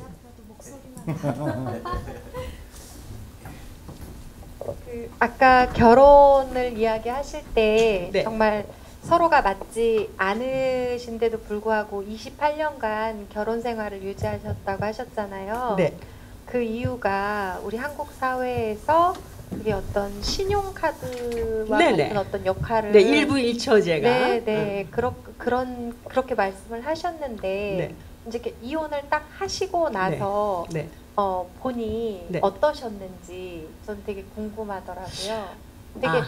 되게 어떻게 이제 놓고 싶었지만 그걸 놓음으로써 내가 이제 한국 사회에서 겪게 될 불이익을 사실은 감당하시고자 했던 결단인 거잖아요. 네네. 네. 그 제가 결혼 생활이 너무 힘들어서 일부 일처제라는 것이 우리 인간이 만든 제도 중에 굉장한 장악력을 가지고 끈질기게 인간의 삶을 지배하는 어떤 그 질서 제도 중에 하나가 일부 일처제예요. 그 기독교보다 더하다고 그래요. 그 일부 일처제를 채택하고 있는. 제가 중국 윈남성의 그 사천성하고 경계 지역에 모소족이라는 소수민족이 있어요. 중국에는 수백 개의 소수민족, 민족이라는 게 다 그 문화가 달라야지 민족이잖아요. 언어가 다르고. 그거를 모택동의 농민혁명 끝내고 나서 50년대 중반인가 후반에 그 56개로 부족을 통폐합했어요. 그래가지고 그냥 그 경상도하고 전라도를 묶어서 하나. 뭐 이런 식의 이런 갈등의 내부의 그런 갈등을 존재시키는 그런 것들이 있는데 실제로 모소족은 소수민족으로 지금 등재되어 있지는 않아요. 그러나 그 모소족을 나시족에 여러분 어쩌면 운남성의 리짱이라는데 고성이라는데 가보셨을지 모르겠는데 거기에 그 나시족 동파 문화를 이룬 그 나시족하고 함께 묶어서 나시족에 포함되어 있는 모소족이라고 있어요. 언어도 다르고 의상도 다르고 풍속이 달라요. 먹는 음식도 다른 이런 그 아주 작은 소수민족이 남아 있는데 이 사람들이 모계 사회를 채택하고 있어요. 그 모택동이 이거를 56개로 부족을 만들어서 그 호주제로 하려고 그랬는데 그런 노력에도 80%가 그 제도에 흡수되지 않았어요. 모소족 모계 사회가. 그래서 서방 사회나 이런 데서는요.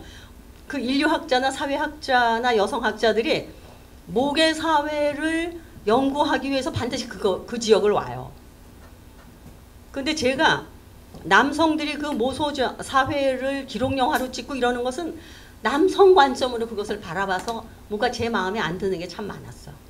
그러니까 제가 그 모소족을 갔다 와서 이경자 모계 사회를 찾다 이런 이제 책을 썼는데 그때는 제가 결혼 생활을 하고 있는 중이었기 때문에 이 그 남성 중심의 남편 중심, 아들 중심, 아버지 중심의 가족제도에 제가 넌더리가 난 때였기 때문에 그 이경자 모계 사회를 찾다라는 책 자체가 그 문장이 너무 감상과 뭐 이렇게 과격하게 표현되고 쓰여져 있어요. 그래서 제 마음에 지금은 안 들거든요. 그러니까 지금 제가 더 늙기 전에 거길 다시 한번 가서 조금 더 차분하게 그 모계 사회라는 것이 가지고 있는 그 사회가 가지고 있는 장점을 제가 좀 더 구체적으로 쓰려고 그래요. 거길 갔다 왔는데 뭐 질문 잊어버렸어요. 결단을 하시고 나서 그랬는데 제가 그러니까 저는요 일부 일처제가 가지고 있는 모순 그 우리 뭐 저기 막스의 친구가 누구지? 엥겔스가 그 가족, 국가, 뭐 사유재산 이런 걸로 우리는 가족의 기원이라고 이제 책을 내기도 했지만 거기서 다 얘기했잖아요. 일부 일처제라는 게 매춘과 불륜 없이는 존재하지 않고 결국 일부 일처제는 그 사회를 지배하기 위한 그런 수단으로 만들어졌다. 뭐 대충 이런 식으로 얘기했던 것 같아요. 그래서 저는 이런 그 일부 일처제가 가지고 있는 문제점, 더구나 이런 것 일하는 여성들이 일부 일처제 속에서 자기 노동의 경제적 평가를 남편에 비해서 받지 못한다든가 뭐 이런 여러 가지 그런 불합리하고 차별적인 것을 알지만 제가 아까 이제 참았다고 그랬잖아요. 그리고 모계 사회가 가지고 있는 너무나 자연스러운 그 제도 이런 거 잘 알매도 불구하고 참았는데 제가 28년 결혼 생활을 끝내고 딱 나왔을 때 첫날 밤 제가 혼자서 잠을 자면서 나는 첫 번째 든 생각, 나는 이제 소설과 진짜 결혼했다. 너무 기쁜 거예요. 제가 우리 남편하고 결혼 생활하고 있을 때는 소설 써야 되겠는데 시집에 가야지. 소설 써야 되겠는데 제사 있지. 소설 써야 되겠는데 뭐 있지. 이러면 막 전 너무너무 글을 쓰고 싶은데 미칠 것 같은 거예요.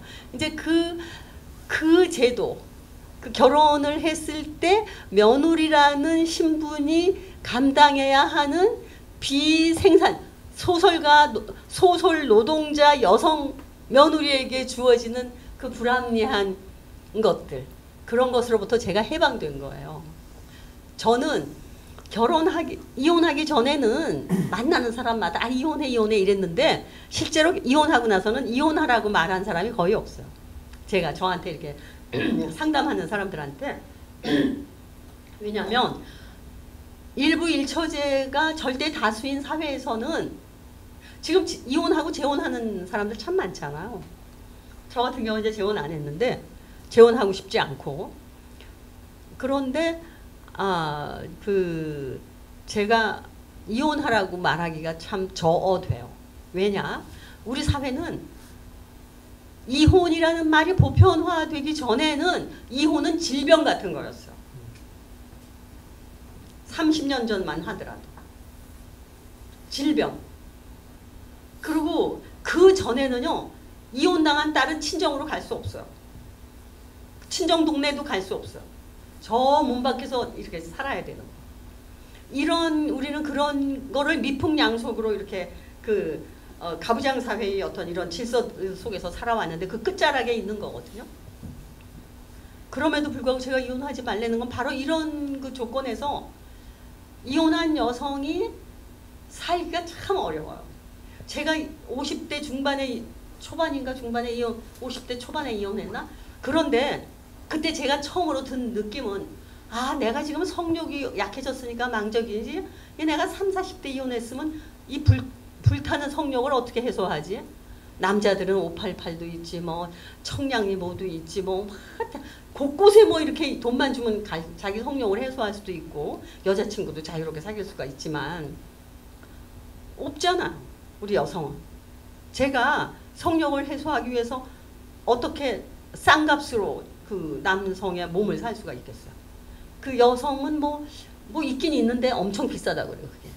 그러니까 최순실 정도나 돼야 가는 거지. 최순실 말했다가 또 이거 명예훼손으로 걸리는 거야. 사자 명예훼손. 요거는 삭제해 주세요. 네. 예. 그래가지고 여러 가지로 또 그거 못해요. 요새 제가 이혼할 당시만 해도 융자 안 되고요. 미국 비자 안 나와요. 요새는 어떤지 모르겠는데 비자 못 받아요. 왜냐? 이 사람은 거기 주저 물러앉을 수 있다. 남편이 없었기 때문에. 이런 여러 가지로 이런 그 제도적인 불이익들이 있는 거예요. 그리고 사람들이 불쌍하게 여겨요.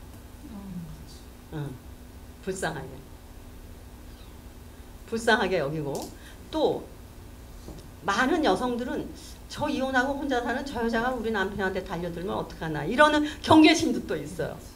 예. 그런 여러 가지 아직도 자유롭지 않아요. 우리가 이혼이라는 말이 보편화되기 전에 결혼은 들어가는 문만 있고 나오는 문이 없었어요. 이런 억압이 어디 있어요? 우리는 태어나는 것이 나온다면 죽음으로 들어가잖아. 이렇게 들어오는 문, 나가는 문이 다 있어요. 모든 것에. 결혼만 나가는 문이 없었어요. 하늘이 정해준 배필방 이러는 거 있잖아요. 그런 그 미신들, 그 미풍양속으로 포장되고 미화되고 전수된, 세뇌된 그런 것들이 있는 거예요. 저는 지금 제 인생에서 최고예요. 왜냐? 온전히 저로 살 수 있어요. 다만 저희 집에 이제 남자가 없잖아요. 없기 때문에 우리 딸들이 남자의 기운이 없는 집에서 사는 거예요. 그게 좀 미안해요. 왜냐하면 모든 곳에는 음양이 함께 존재하는 게 더 자연스러우니까. 그래서 숫고양이 2마리 데리고 살아요. 숫고양이, 산의 고양이 2마리. 그래서 이 카카오톡의 그 네. 고양이가 저의 애인 고양이. 예, 좋습니다. 다음 질문. 예, 선생님. 선생님 평생의 주제가 이제 분단하고 남녀 네. 이건데 분단은 엊그저께 남북 정상회담도 했지만은 출구가 보이는데 네. 결국 시간 문제지. 근데 남녀 같은 경우는 제가 지금 28년 차거든요, 결혼.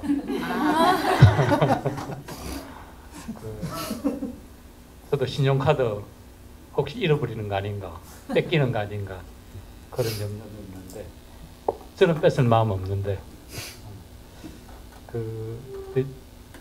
최근에 이제 관심을 가지고 이 남녀 차별 문제, 여성주의 이쪽을 책을 많이 읽고 그러면서 어떤 시점에서 딱 떠이면서 지적으로는 이론적으로는 여성들이 주장하는 이 여성주의자들이 말하는 이것들이 다 이제 와닿고 좀 소화가 되고 이해가 되는데 실제 이렇게 딱 문제에 정서적으로 감정적으로 딱 느끼는 걸 보면 나는 여전히 그대로고 그걸 딱 보니까 분단 이 문제는 모르지만은 남녀 이 문제는 지적으로는 모르지만 정서적 감정적으로 평생 달고 가는 문제인가 해결이 해결이 될 수 있나 그런 의문이 드는데 선생님 생각은 어떠신지?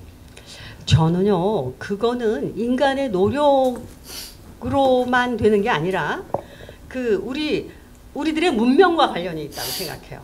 예를 들어서 그 여성들이 자기 삶 속에서 자긍심 또 뭔가 그 자기 노동에 대해서 눈뜨고 막 이렇게 하는 것들이 여성의 노동력을 요구하는 사회 때문에 여성들이 노동을 하고 그 노동을 통해서 경제력을 갖고 이렇게 하면서 사회에서 자기가 노동한 것 그리고 경제력 이런 걸로 사회의 어떤 개인으로 남성과 똑같은 개인으로서 참여하는 기회가 있잖아요.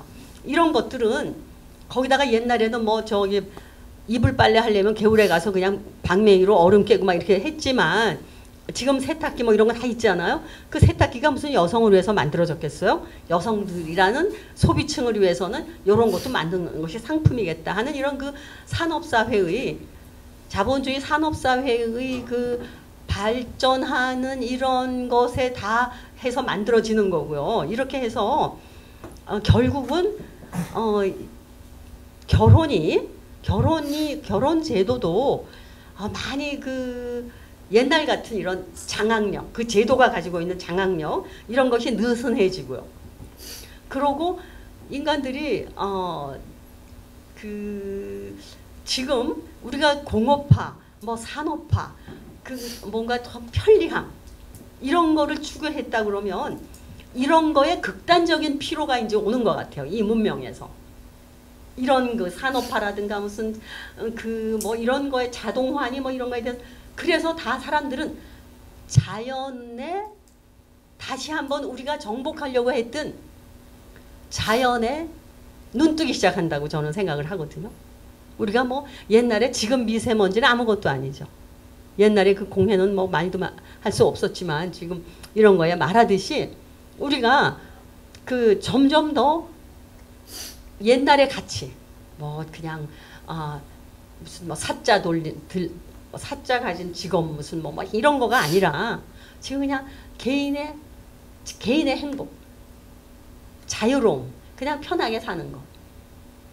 우리는 그 어떤 시대가 우리 아버지 세대가 가졌던 명예, 우리 아버지 세대가 가졌던 그 재물, 우리 아버지 세대가 가졌던 강력한 권력, 이런 것이 굉장히 장악력이 점점 느슨해져 가는 시대를 살고 있는 거죠. 저는 이게 점점 더 할 거라고 생각을 해요. 우리는 개인의 자유, 그리고 개인의 자유를 가지기 위해서 어떻게 공동체를 자유스럽게 만들고 상호 존중하는 공동체가 되고, 어떻게 하면 우리가 더 이 삶을, 근데 개인적인 삶을 더 자유롭게 내 생명이 요구하는 대로 살 수 있을까 하는 거에 대해서 고민하는 것 같아요. 그렇게 될 것 같아요. 예. 그 신영복 선생님은 머리, 가슴, 다리라고 얘기를 하셨던 것 같습니다. 자, 우리 정용기 선생님께서 또 질문을.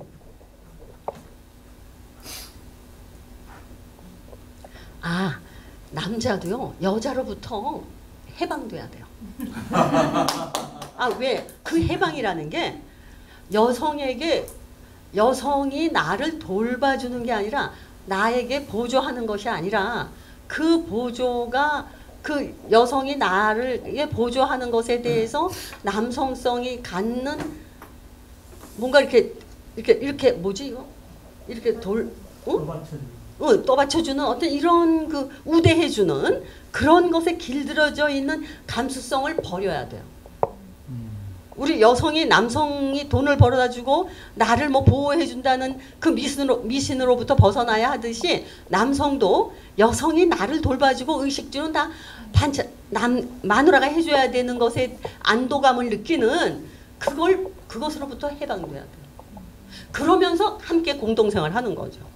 마누라가 느끼고 내가 다 밥하고, 오늘은 내가 뭐 요리 요런 거 공부해가지고 오늘은 내가 이런 거 요리해봐주고, 얘 마누라 보고 너 뭐 김 여사도 데리고 와봐 막 이렇게 하고, 이런 뭔가 그 자유 공동체, 자유로운 개성들이 함께 사는, 그렇게 돼야지 이 일부일처제가 피로가 누적되지 않을 것 같아요. 우리 일부일처제는 우리를 너무나 피곤하게 하는, 지금 같은 그 아버지 중심, 남편 중심의 이런 그 일부일처제는 우리를 너무나 피곤하게 해요.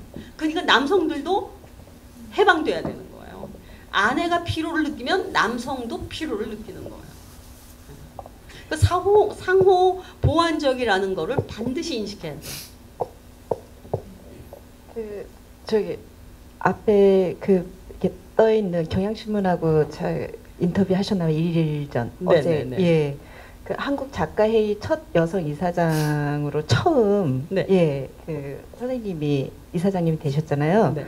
그리고 인터뷰한 내용 중에 보니까 네. 그 미투 운동에 대해서 대국민 사과를 하시고, 네. 그 이제 바꿔 나가야겠다라고 네. 말씀을 하신 것 같은데, 네. 지금 이제 이사장님 되시고 나서 그거와 관련된 뭐 활동으로 첫 번째 뭐 진행하신 게 있는지 되게 궁금해요. 예. 우선 이경자는요, 그 이경자의 기본 가치는 인간은 평등해야 된다는 거예요. 인간은 어떤 지위도 권력을 가져서는 안 된다고 생각을 해요. 물론 국가나 이런 것도 다 제도기 때문에 그 틀을 유지하기 위한 공권력 같은 것이 있지만, 그거는 느슨할수록 좋은 거예요. 권력이라는 건 느슨할수록 좋고, 그런데 기본적으로 이런 생각을 가지고 있다는 걸 우리 작가들이 다 알아요. 이경자가 어떤 사람인가. 아주 자유롭고, 그리고 억압은 견디질 못하고, 규정되는 거 싫어하고, 너는 뭐야, 너는 빨강색, 너는 파랑색, 너는 흰색, 이렇게 규정하는 거는 너무나 비문학적이에요.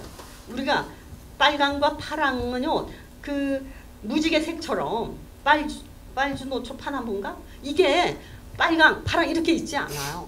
그 분포가 이렇게 섞이면서 이렇게 돼. 모든 개념들, 모든 그런 거는 다 그렇게 되어 있는 거예요. 이런 거 싫어하는데, 이런 인간이라는 걸 우리 작가들이 대부분 다 알아요. 제 작품 활동이나 저의 문단 생활을 지켜보면서, 일부러 지켜보지는 않았겠지만 이렇게 보면서 이경자가 어떤 여자라는가, 어떤 작가라는 걸 아는 거예요. 제가 지금 나이가 한국 나이로 71인데, 저는 지금 소설을 써야 되는 사람이에요. 이 시간이. 소설을 써야지 가장 시간을 잘 쓰고 제가 이 동시대 사람들에게 소설로서 제가 밥값을 해야 되는 사람이거든요. 작가회의 이사장 해야 되는 사람이 아니에요. 근데 왜 작가회의 이사장을 했느냐. 이 시대가 여성적인 것, 사람으로서의 여성적인 것을 원하는 시대라는 것이 저한테 왔고, 그것을 하기 위해서 이경자 연배에서 제가 할 수밖에 없는 거예요.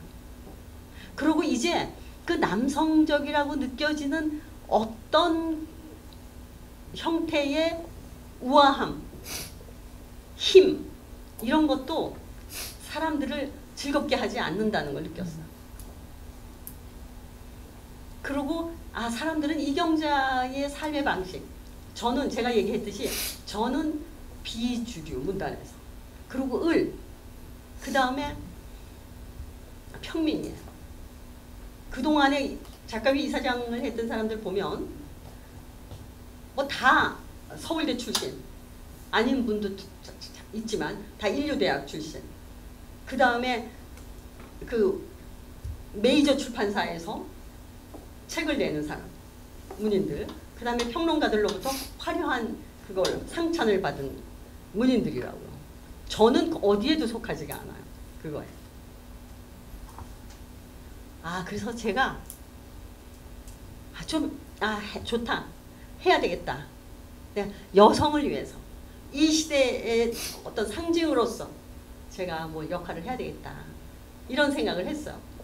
그리고 뭐 이사장이니까 매일같이 출근할 필요도 없고, 우리 작가회의가 사무총장제니까 사무총장이 일을 다 하고 뭐 이사장은 그냥 어디 가서 축사나 하면 되지, 이렇게 생각을 하고 제가 했거든요. 절대로 그렇지 않은 거예요. 엄청 피곤해요. 거기다가 또 이제 뭐 그 미투 문제가 터졌는데, 제가 우리가요, 관점이라는 게 굉장히 중요해요. 여러분 선생님들도 뭐 강의를 들어야 돼서 학생 같은 그런 위치에 놓일 때가 있잖아요. 학생 자리에 앉을 때와 이 강사 자리에 앉을 때 관점이 너무나 중요하게 다른데, 제가 부이사장까지 할 거 다 해봤지만 그 이사장이라는 자리에서 이렇게 딱 보니까 저는 이게 낡은 세대잖아요. 아무리 진보적인 사유를 한다 하더라도 삶의 토대가 낡은 것 속에서 많이 살아왔었기 때문에 관념적으로 진보적일 수도 있어요. 그런데 제가 이렇게 이사장으로서 이사회를 주재를 해보니까 작가회의를 낡은 사람들의 가치관으로 하면은 안 되겠다는 생각이 드는 거예요. 왜냐하면 사회는 흐르는 강물과 같아서 그 강물의 중심에는 젊은이가 있어야 되는 거예요. 그래서 내가 비록 옳다고 생각하는 것도 이거는 이미 오후 3시, 오후 5시에 가 있는 거예요. 초저녁에 가 있는 거예요. 그러니까 지금 12시, 아침 10시 이런 그 작가회의 회원들이 마음껏 거리낌 없이 어른들의 눈치를 보지 않고 거리낌 없이 활동하고 발언하고 행동할 수 있는 그런 작가회의가 되어야 되겠다라는 생각이 들고요. 작가회의가 제가 작가회의 이사장으로 취임 전후에 만약에 작가회의가 없어진다고 생각하면 어쩔까 하고 상상을 해봤어요. 제가 작가회의가 어떤 존재인가, 단체인가는 이 강연 초두에 얘기를 했었고요. 이 작가회의가 없다고 상상을 하면 한국의 문단은 정말 암흑이에요. 이건 타 문인단체에 대해서 제가 폄하하려고 하는 것이 아니라 다 모든 문인단체가 다 그 개성과 존중해야 될 그런 이유가 다 있긴 하겠지만, 작가회의가 우리 문단에서 우리 사회에 가지고 있는 그 책무가 있어요. 역할이. 그런 거는 계속해서 나가야 되겠다 하는 게 저의 생각이었고, 또 우리 회원들이 그 이사회에서 처음으로 자유로움을 느꼈다고 그래요. 이경자라는 여자가 이렇게 이사장으로 앉아 있을 때 발언하는 거, 얘기하는 거, 회의하는 거. 저는 그냥 그저 누나 같고 할머니 같고 최근에 또 할머니 주의자라고 그래가지고 그냥 이러니까 저는 특히 예술가들에게는 자유, 해방감, 평등, 평화 이게 너무 중요하다고 생각해요. 그리고 그 문학이 해야 되는 궁극적인 밥값, 독자들이 책을 사서 읽어주면 우리가 그걸 가지고 밥을 먹고 사니까 이 써야 되는 글은 기본적으로 인간을 행복하게 해야 되는 거예요. 인간의 생명이 거리낌 없이 뿌리 내리고 살 수 있는 그런 토양을 만드는데 기여해야 되는 것이 문인의 역할이고 책무예요. 그렇게 생각을 해요. 됐나? 예. 끝으로 오늘 강연 제목을 제가 이게 그 이경자 선생님이 쓰신 글 중에서 제가 뽑은 겁니다. 그래서 기억이 안 나시죠?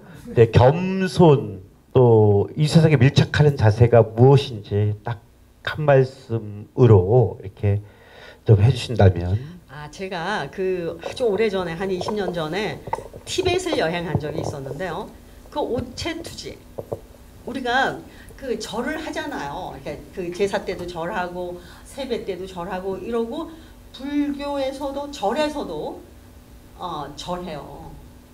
그 절하고 그것도 물론 겸손을 마음으로부터 이렇게 불러일으키긴 하지만 대상에게 존중을 표현하는 이런 게 담기지만 제가 이 팔과 다리를 땅에 완전히 밀착시켰을 때의 저의 그 마음가짐은 겸손이라는 단어로도 그 상태를 표현할 수 없어요. 그냥 일체감, 자연과의 일체감.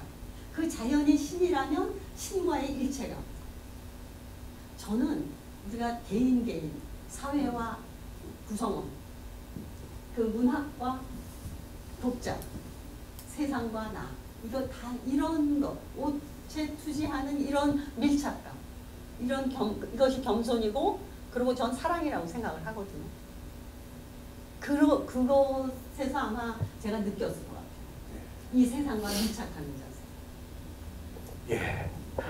정말 세상을 사랑하고 사람을 사랑하고 여성을 사랑하고 남성을 사랑하고 인간을 사랑하는 우리 이경자 선생님의 말씀이었습니다. 마지막으로 뭐 이렇게 한마디 메시지 전해주시고 마치겠습니다. 여러분, 우리는 한 번 태어나서 끝없이 죽음의 문을 향해서 걸어가고 있는 존재들입니다. 사랑합시다.